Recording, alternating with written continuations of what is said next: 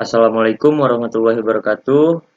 Saya selaku moderator dari kelompok 2 akan memperkenalkan anggota saya yang terdiri dari David Astera Algozi, Dea Ramadhani, dan Yelena Kemi. Selanjutnya kita mulai ke materi pertama, yaitu mengembangkan strategi dan rencana pasar. Yang pertama yaitu pemasaran dan nilai pelanggan. Yang kedua rantai nilai. Yang ketiga perencanaan strategi korporat dan divisi. Yang keempat perencanaan strategi unit bisnis. Dan yang terakhir perencanaan produk. Selanjutnya pemasaran dan nilai pelanggan. Pemasaran adalah tentang bagaimana memuaskan kebutuhan dan keinginan pelanggan, di mana tujuan dari pemasaran dalam setiap bisnis adalah untuk mencari keuntungan, dan hasil keuntungan itu diperoleh dari hasil yang didapatkan dari pelanggan. Proses pengantaran nilai pemasaran tradisional memandang bahwa perusahaan membuat sesuatu dan kemudian menjualnya. Dalam pandangan ini, pemasaran terjadi di paruh waktu kedua proses. Perusahaan yang menerapkan pandangan ini mempunyai peluang sukses terbaik dalam ekonomi yang ditandai dengan kelangkaan barang di mana konsumen tidak memusingkan kualitas atau gaya, misalnya barang primer dasar di pasar yang sedang berkembang. Urutan penciptaan dan pengantaran nilai dapat dibagi menjadi 3 fase, di mana fase pertama yaitu memilih nilai mempresentasikan pekerjaan rumah pemasaran yang harus dilakukan sebelum produk dibuat. Staf pemasaran harus mensegmentasikan pasar, memilih sasaran pasar yang tepat, dan mengembangkan pemasaran positioning nilai. Rumus segmentasi penentuan sasaran positioning atau STP adalah inti dari pemasaran strategis. Fase kedua yaitu menyediakan nilai, pemasaran harus menentukan fitur produk tertentu, harga, dan distribusi. Fase ketiga, mengomunikasikan nilai dengan mendayagunakan tenaga penjualan, promosi penjualan, iklan, dan sarana komunikasi lain. Rantai nilai. Rantai nilai sebagai alat untuk mengidentifikasi cara menciptakan lebih banyak nilai konsumen. Menurut model ini, setiap perusahaan adalah suatu penyatuan aktivitas-aktivitas merancang, memproduksi, memasarkan, mengantarkan, dan mendukung produknya.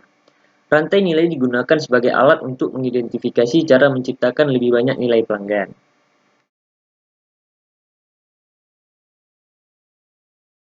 Di mana rantai nilai ini ada 5 kegiatan primer. Yang pertama, memasukkan bahan dalam bisnis. Yang kedua, mengubah bahan menjadi produk akhir. Yang ketiga, mengirim produk akhir. Yang keempat, memasarkan produk. Dan yang terakhir, memberikan layanan produk. Selanjutnya, model rantai ini merupakan alat analisis yang berguna untuk mengidentifikasi kompetensi untuk mengejar keunggulan kompetitif sebagai berikut. Ya, yang pertama yaitu keunggulan biaya. Dengan keunggulan biaya ini akan lebih memahami dan menekannya keluar dari aktivitas penambahan lain. Yang kedua yaitu dengan berfokus pada aktivitas-aktivitas yang berhubungan dengan kompetisi inti dan kemampuan untuk melakukannya lebih baik daripada pesaing, yang disebut diferensiasi.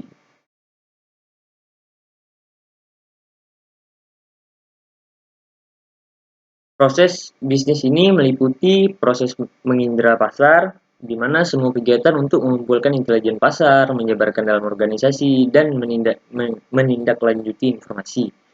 Yang kedua, proses realisasi penawaran baru. Semua kegiatan dalam meneliti, mengembangkan, dan meluncurkan penawaran berkualitas tinggi yang baru dan cepat sesuai anggaran. Yang ketiga yaitu proses akuisisi pelanggan. Semua kegiatan dalam mengidentifikasi pasar, sasaran, dan mencari calon pelanggan baru. Selanjutnya yang keempat, proses manajemen hubungan pelanggan. Semua kegiatan dalam membangun pemahaman, hubungan, dan penawaran lebih mendalam dengan pelanggan perorangan.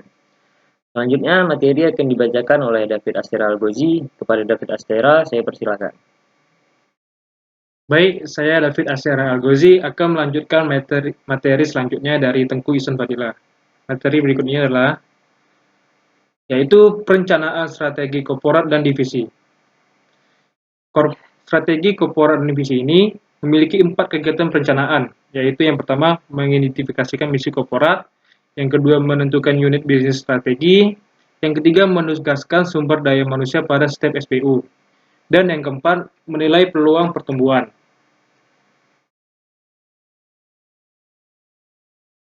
Untuk itu, diperlukan pernyataan misi yang jelas dan memberi karyawan pengertian yang sama mengenai tujuan, arah, dan peluang. Ternyata misi ini memiliki 5 karakteristik utama, yaitu yang pertama itu adalah memfokuskan diri pada jumlah tujuan yang terbatas. Tujuan ini jelas dan terbatas, tidak terlalu luas karena sangat dibutuhkan arah spesifik dalam penentuan langkah. Dan yang kedua, menekankan kebijakan dan nilai utama perusahaan. Ini bahwa telah dibuat kebijakan dalam misi dan baik untuk karyawan tidak terlalu mementingkan kepentingan pribadinya di dalam proses kegiatan perusahaan. Dan yang ketiga, pernyataan misi mendefinisikan bidang kompetitif utama tempat perusahaan akan beroperasi. Yang keempat, mengambil pandangan jangka panjang. Pernyataan itu harus bertahan dan hanya bisa diganti bila sudah tidak relevan lagi. Yang kelima, pendek, mudah diingat, dan mempunyai arti.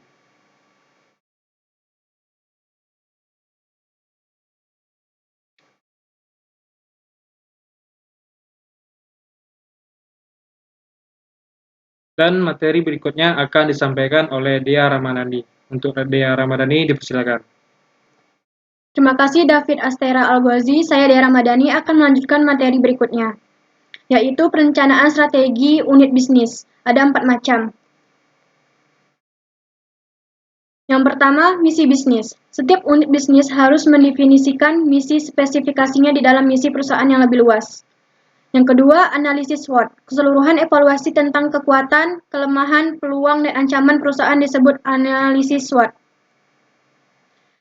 Analisis SWOT terbagi menjadi 2. Yang pertama, analisis lingkungan internal, yaitu kekuatan dan kelemahan. Kemampuan menemukan peluang yang menarik dan kemampuan memanfaatkan peluang tersebut adalah 2 hal yang berbeda. Yang kedua, analisis lingkungan eksternal, yaitu peluang dan ancaman. Unit bisnis harus mengamati kekuatan lingkungan makro yang utama dan faktor lingkungan mikro yang signifikan yang mempengaruhi kemampuannya dalam menghasilkan laba.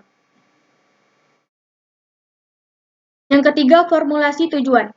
Setelah perusahaan melakukan analisis SWOT, perusahaan dapat terus mengembangkan tujuan khusus untuk periode perencanaan. Agar sistem MBO ini berhasil, maka tujuan unit harus memenuhi 4 kriteria, yaitu tujuan harus diatur berurutan, mulai dari yang penting sampai yang tidak penting. Yang kedua, tujuan harus bersifat kuantitatif. Yang ketiga, tujuan harus realistis. Yang keempat, tujuan harus konsisten. Yang keempat, formulasi strategi. Strategi adalah rencana permainan untuk sampai ke sana. Setiap bisnis harus merancang sebuah strategi untuk mencapai tujuannya. Strategi ini dibagi menjadi 2, strategi generatif order, itu adalah beberapa kepemimpinan secara keseluruhan, diferensiasi dan fokus. Sedangkan aliansi strategi yaitu aliansi produk atau jasa, promosial, logistik, dan kolaborasi penetapan harga. Selanjutnya akan dibacakan oleh Jaline Ekonomi. Baik. Saya Jalina Kimi akan melanjutkan materi dari kelompok kami, yaitu tentang perencanaan produk. Rencana pemasaran adalah dokumen tertulis yang meringkas apa yang telah dipelajari pemasaran tentang pasar dan mengindikasi bagaimana perusahaan berencana menjangkau tujuan pemasarannya. Kini rencana pemasaran semakin berorientasi pada pelanggan dan pesaing, mempunyai alasan yang lebih baik dan lebih realistis dari masa lalu. Perencanaan produk. 1. Rangkuman eksekutif dan daftar isi. Rencana pemasaran harus dibuka dengan rangkuman singkat, tujuan utama, dan rekomendasi manajemen senior. 2. Analisis situasi. Menampilkan data latar belakang yang relevan tentang penjualan, biaya, pasar, pesaing, dan berbagai kekuatan dalam lingkungan makro. Yang ketiga, strategi pemasaran. Di sini manajer produk mendefinisikan misi, tujuan pemasaran dan keuangan, serta kelompok dan kebutuhan yang ingin dipuaskan oleh penawaran pasar. 4. Proyeksi keuangan. Meliputi peramalan penjualan, pengeluaran, dan analisis titik impas atau BIP. Yang kelima, kendali implementasi. Kendali untuk mengamati dan menyesuaikan implementasi rencana. Bagian ini menyebutkan tujuan dan anggaran setiap bulan atau kuartal. Menjadi manajemen dapat meninjau hasil setiap periode dan mengambil tindakan korektif yang diperlukan. Sekian dan terima kasih dari kelompok kami. Bila ada salah kata mohon dimaafkan. Selamat sore.